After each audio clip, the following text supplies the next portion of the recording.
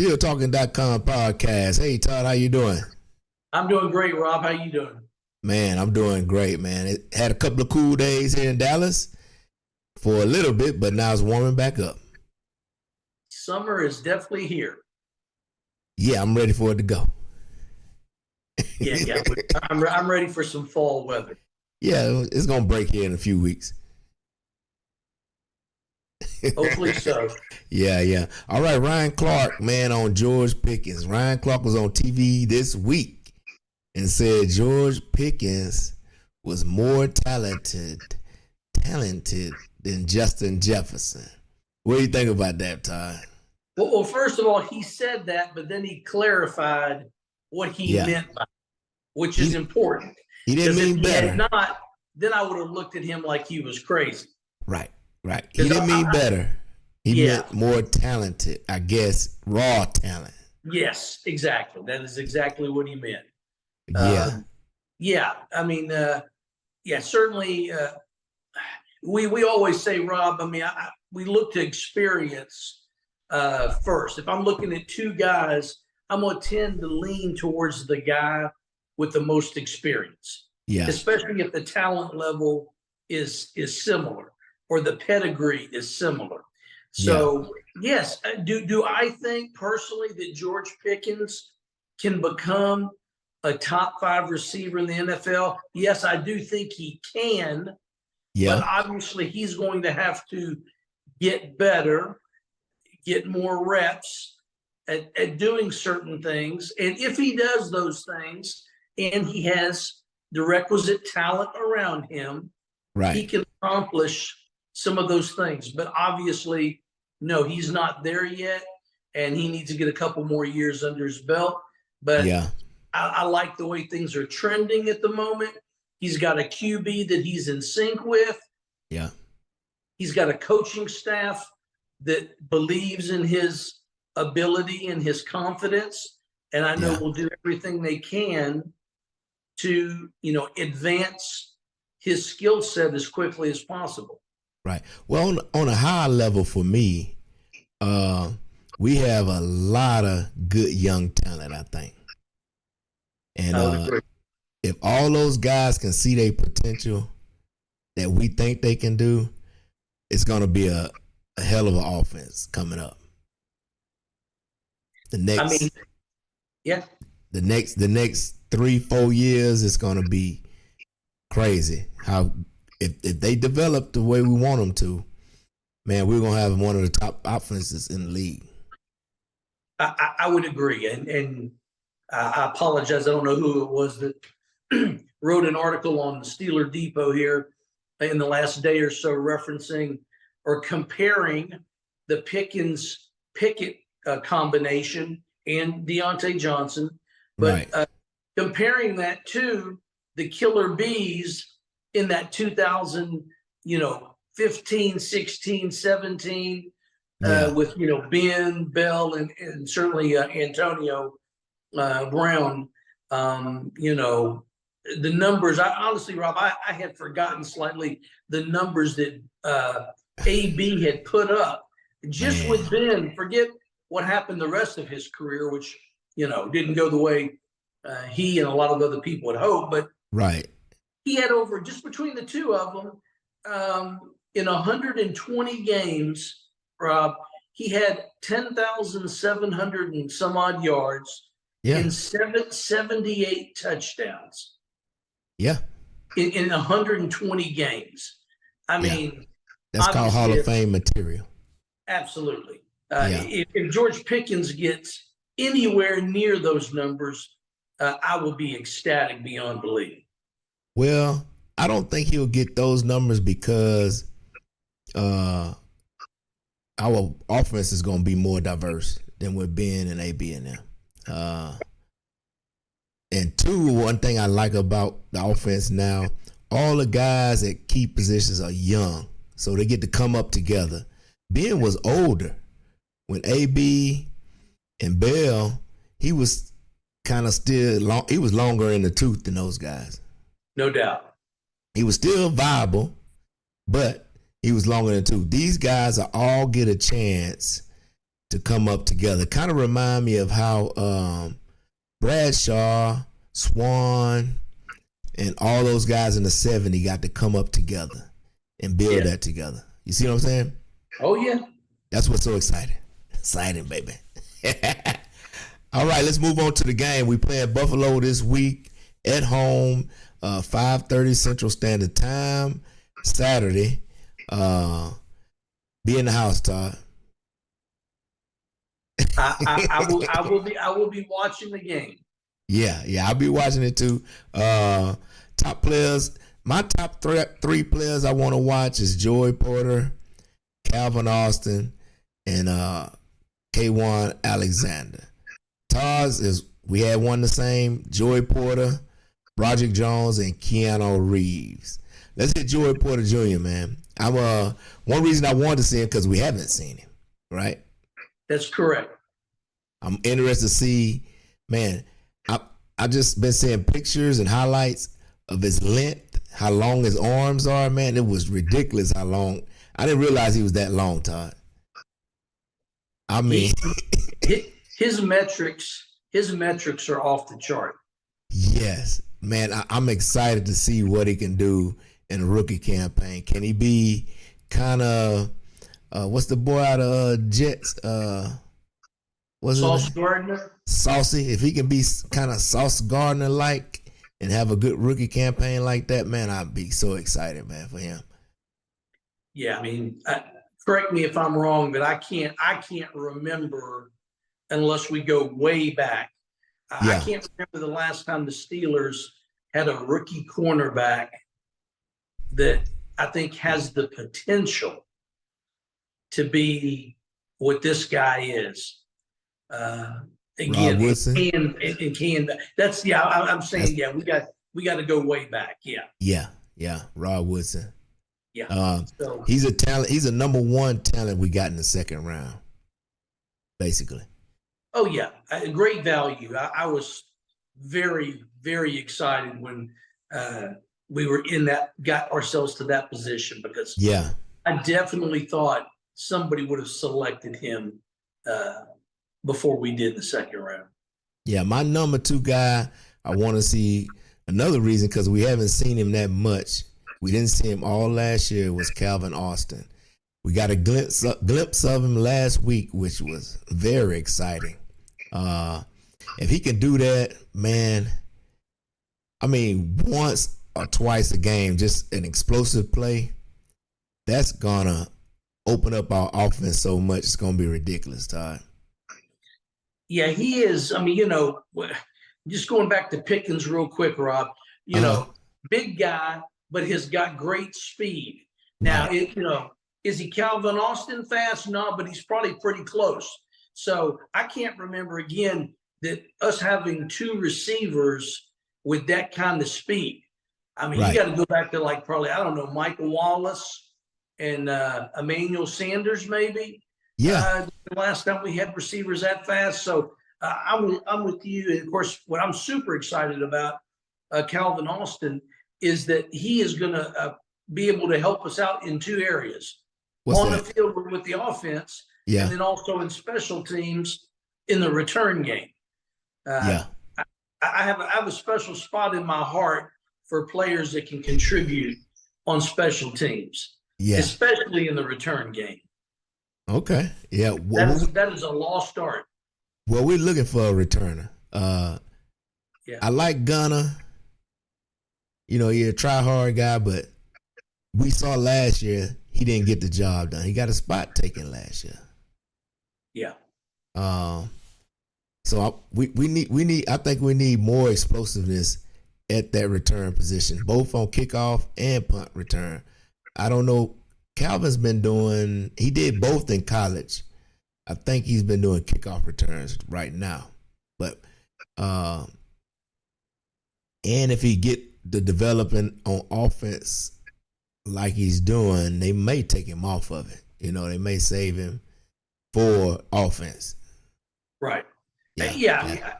I think, yes, if he can get to a certain level, certainly if he can get to the point, Rob, where he's a top three receiver eventually, I could see them moving him off of one of those two return positions, either punting or kickoff. But certainly, if he is productive in those positions, I think they'd be hard pressed probably to remove him because, again, to me, that's such a big variable in overall team success. Right. Is special teams, and again, we've had spotty success when it comes to returners. Yeah. So if we can find a guy that can be consistently productive, I would be hard pressed to want to move him out of that spot. Yeah. All right, number 2 on your list was Broderick Jones. Lightweight, baby! I mean, Rob, look, I said this a month or so ago. Did I expect him to be the starter in game 1? Absolutely not. Yeah. He's very raw. He has a lot of obviously God-gifted, natural athletic ability. And that's why, to me, he's even where he's at right now. Now, he does work extremely hard. I've heard he's a really solid worker. He does, what's asked of him. And that's part of it as well. You got to have that buy-in, that team attitude. It's not just about me and my spot. I do think he's going to press Dan more as the season goes along and gets more comfortable adjusting to the NFL game and working on his technique. But I definitely see probably at least the first half of the season, I probably see Dan more anchoring that spot until they feel like he's ready. So just want to see him stay healthy, obviously, grow and just work his way into the position over time. But I'm really excited about his future. Yeah, what I like is they not giving him the spot. And Dan Moore is holding him off. Yeah. I mean, Dan is having a hell of a camp and playing really well. So that's a good problem to have. You got 2 capable starting tackles on your team. The problem is going to be what you're going to do. You spent the first round draft pick on Broderick. So at some point this year, they're going to want to see him. You know what I mean? Rob, that's true. And some people have suggested online, Chooks has been apparently a little hit and miss in camp so far. There's been a couple people to suggest that they might move Broderick Jones over to right tackle. They might. They might. That would look actually pretty good if he can make the change. You think? Did Dan Moore? He played left tackle at Texas A&M. Yes, so, he did. I don't know how much that would affect him if he move over to the right side, but hey, they pros, right? Yeah. They will figure it out, and that's as we would say. That's a good problem to have. Yeah. All right, let's move on. Third on my list was Kwon Alexander. Man, that cat right there, he caught my attention that first game. You talking about some pads popping. Yeah, I think that's what his intentions were, Rob. I think he wanted everybody in the stands and certainly his other teammates that he's competing against that it ain't over. I may have got here, but it's not over. So, a great first showing, Rob. And, I know I may have said when we were talking off the air once or twice that I didn't see him or thought that the intentions of the team was to bring this guy in and really have him challenge for a starting position right away. I thought they might, just kind of work him in special situations where, his skill set is more applicable. But the more I'm thinking about it here lately, I definitely could see him challenging a Landon Roberts for that starting spot, Rob. Well, they said he's looking like an every down linebacker, which that's challenging both of the guys. So if he can cover, which they saying he can, All he need to do is stay healthy, and he might be the one that stays on the field. Regardless, they're gonna have a good rotation, I think. Yeah, I'm starting to feel a little bit better about those three guys as opposed to the top three that we had last year. Oh yeah, you got to feel much better. The guys last year, did they even pop any pads?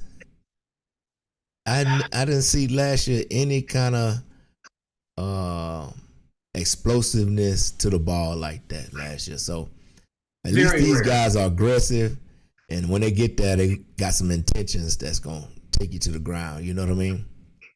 Yeah, I like that a lot. Fundamentally sound, but aggressive tackling. Yeah.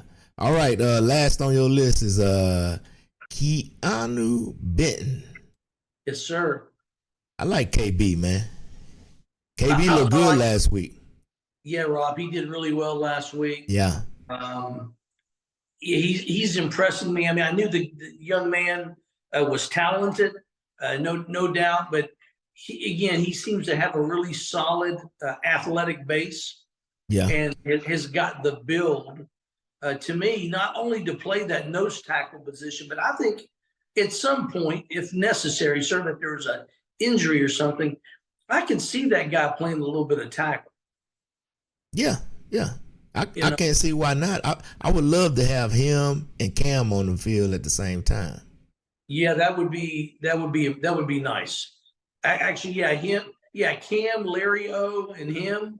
Yeah. If you had those three guys on the field at the same time, that would be pretty good. And again, he's going to learn the nuances of penetration and pass rushing and work on some technique related issues. But I think there is some slight upside there as a pass rusher. Right. Maybe not as much as some people would want, like a Javon Hargraves. But I think he's extremely solid. Again, in that, his head's in the playbook. He's listening to everything that the veterans are throwing his way, and he's not pushing it off and saying, hey, I got it. He's saying, hey, yeah, I want as much information as I can get. Right. And he's been a sponge, and the veterans have certainly spoke highly of him. So hopefully he can just keep that mentality going, stay healthy. He had picked up a little bit of an ankle injury here in the last week, but seems obviously not to be too serious. So, I'm looking for some good things from him, and I don't have like a snap count for the year that I'd like to see him at, but certainly if he could, get in at least a couple of hundred snaps during the season, I think that would be the start of a really good career. Yeah. One other player that I would like to think about or look at kind of is Darnell Washington. That's another one that was number 4 on my list. Okay. I want to see them throw the ball to him though. I understand. Again, as fans, we want to see everything that these guys can do, and not just what maybe they were good at in college. And I think over time you will see that. I don't think it's going to be long, Rob, into the season where it's going to be Pat Freiermuth and him as the top 2 tight ends. I think Gentry is going to get moved aside here pretty quickly. Yeah, and he just does not have the natural limberness and athleticism that the other 2 guys have got. And I think he'll slot into strictly coming in 3 tight end sets, or when you need an extra guy blocking on the edge. And I think that's going to be the extent of probably what we'll see from Gentry for the majority of the year, especially if Pat and Darnell can stay healthy. Mostly. Well, the thing high level wise with the offense, I'm really interested to see what Matt Canada comes in with his second campaign. He got a lot of tools to deal with this year. Yeah. I want to see how he utilizes them, how he puts them in the best position to win. I mean, just think of these tools in some of the other offensive coordinators' hands, what they would do. You know what I mean? I'm looking at the guy in San Fran. I'm looking at the guy in LA. You know, any of these other coaches that's supposed to be offensive gurus, Right. you know, what would they do with this cast that we have? I want to see Canada take it to the next level. I'm with you. I think almost everybody at Steeler Nation is thinking along the same ways, Rob. And Yeah. and there's no doubt in my mind that, you know, that guy's on the hot seat and he knows it. Yeah. He's got to turn it around. This is the year. If statistically this offense doesn't move up the charts compared to other teams, then I don't think the Steelers would hesitate to go in another direction. And there's one thing I want to say that I can see Omar Khan and Andy Weddle changing this next offseason. I want to see teams want our coordinators. That means if teams want our coordinators for head coaching jobs, that means they are doing really well, right? For sure. They may not take the job just because the Steelers are a stable organization and they don't want to do that, make that move. They know they're coordinators and they want to stay a coordinator. Sure. But I at least want teams wanting them. That, you know what I mean? Yeah, that no, I got you. Yeah. I mean, all you got to do is just look at what happened with Philly. You know, they go to the Super Bowl, a week to 2 weeks later, both coordinators are gone. Are gone. Yeah, but that means your team is highly successful. Right. And hey, it's on the GM to find the next guys. No doubt. No doubt. That's not something I would put pressure on the head coach to come up with those solutions.